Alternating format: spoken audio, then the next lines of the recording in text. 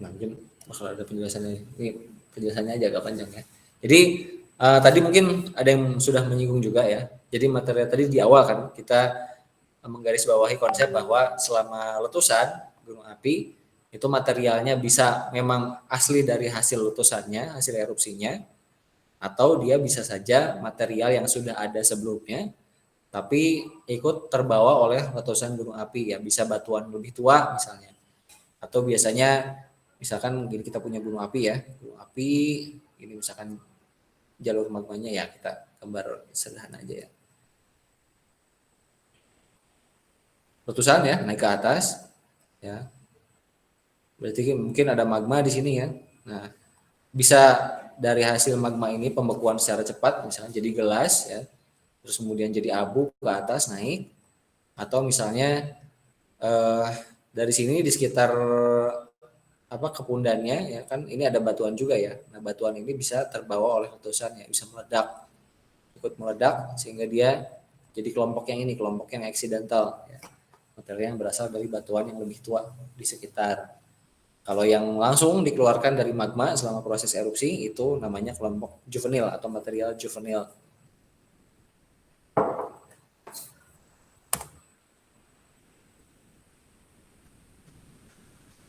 Sampai sini ada yang mau ditanyakan atau didiskusikan?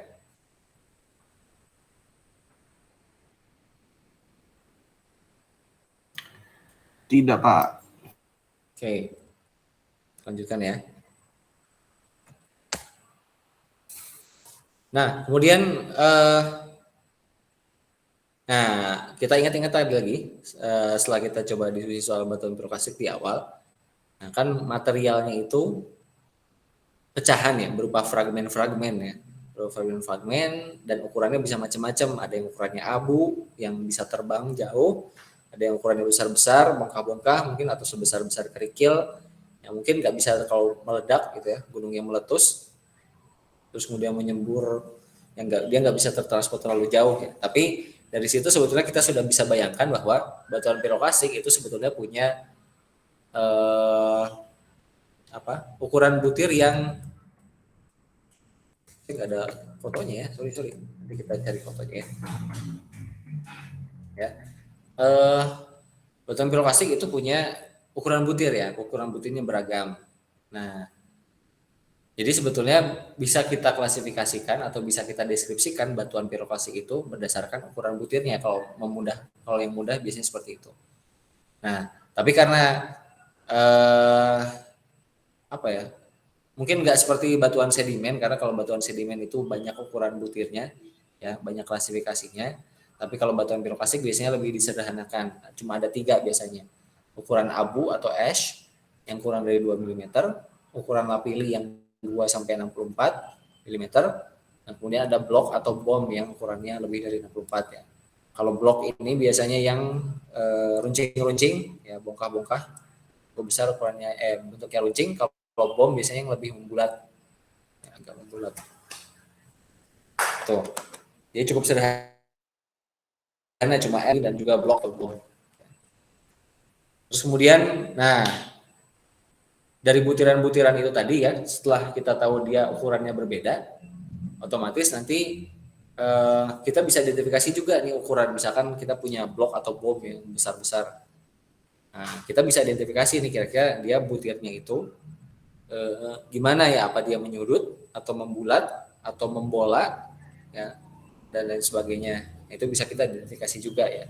Ini derajat kebulatan dan kebolaan ya, sphericity kebolaan. Jadi makin menyerupai bola ya. Kalau roundness ya atau kebulatan atau kebundaran ya, dia makin membundar bentuknya. Jadi nggak ada sudut-sudutnya ya, jadi makin membundar. Itu ya. Beragam ya, dari mulai sangat menyudut, very angular, sampai ke yang well rounded. Kalau kebolaan berarti itu yang dari high sphericity ya, spherical, sampai ke yang low sphericity. Sini juga sama ya. Itu. Tapi biasanya untuk menyederhanakan yang ini biasanya nggak kita gunakan ya. Yang sering kita pakai adalah yang ini, yang rounded ya, rounded atau dia derajatnya membulat atau menyudut ya, itu paling mudah.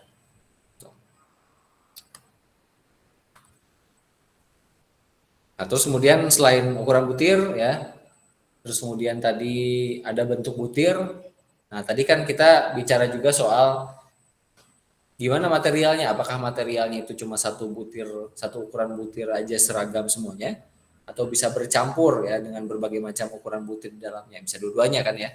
Nah, kemudian hubungan antara butir yang kasar dengan yang halus tadi, itu juga macam-macam ya. Ada yang misalnya yang halusnya halus aja gitu, berkumpul dengan sesamanya yang berbutir halus. Atau kadang-kadang dia juga tiba-tiba bercampur, ada masuk material yang ukurannya kasar. Nah, itu bisa kita identifikasi, kita bisa bedakan masalah pemilahannya di situ. Itu yang dimaksud dengan pemilahan di sini ya. Jadi seberapa apa ya? Seberapa seragam ukuran butirnya ya. Jadi kalau misalkan isinya halus semua ya berarti dia terpilahnya baik. Ya.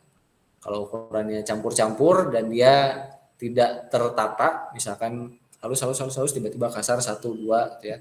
Berarti kan tidak tertata, nggak ada apa misalkan berlapis dari yang halus di atasnya kasar nanti halus lagi nggak seperti itu yang terpilah buruk. Kita sambil ini lihat dulu contoh batuan biroplastik ya, saya lupa masukin gambar contohnya.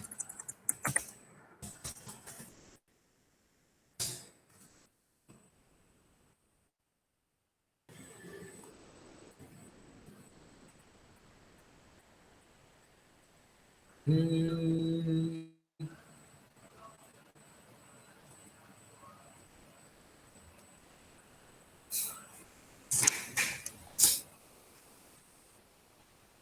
Mana batuan vulkanik, pilih lah pilih lah pilih lah pilih, coba lah pilih stone.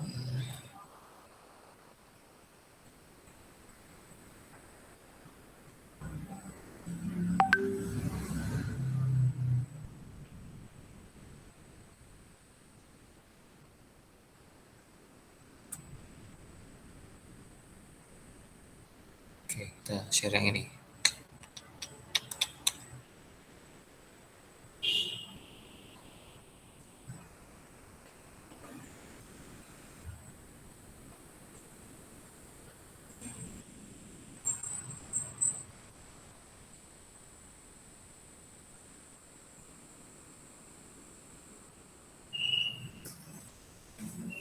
Nah, ini klasifikasinya nanti. Nanti akan punya, kadang ada yang berbutir seperti ini ya. Semuanya ya berbutir dominan, ini juga sama berbutir ya. Ini juga sama berbutir. Ya. Atau nanti kadang ada juga yang favorite bukan.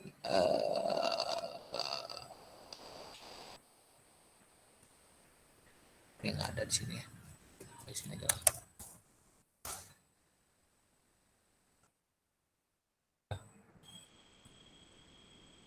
Atau ada juga yang dia biasanya mungkin di beberapa tempat, kalau nggak salah di ITERA juga ada ya.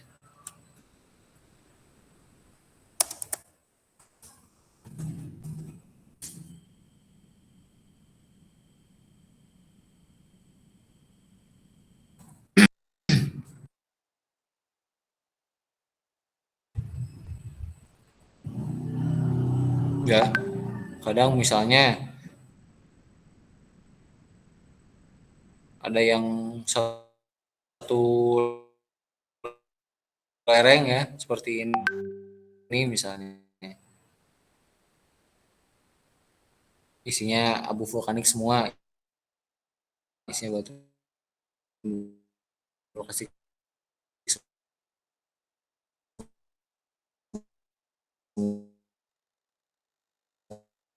semua, terus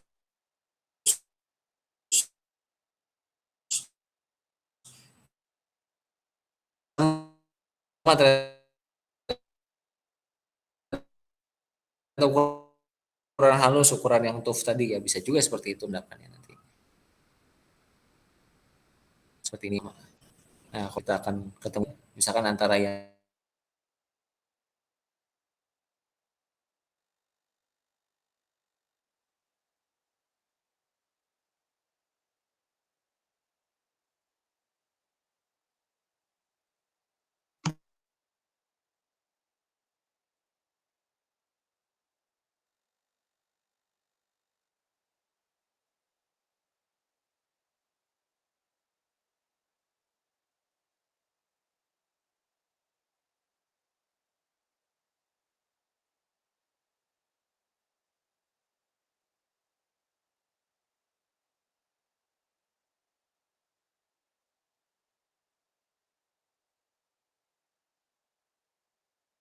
Suaranya kedengaran Pak.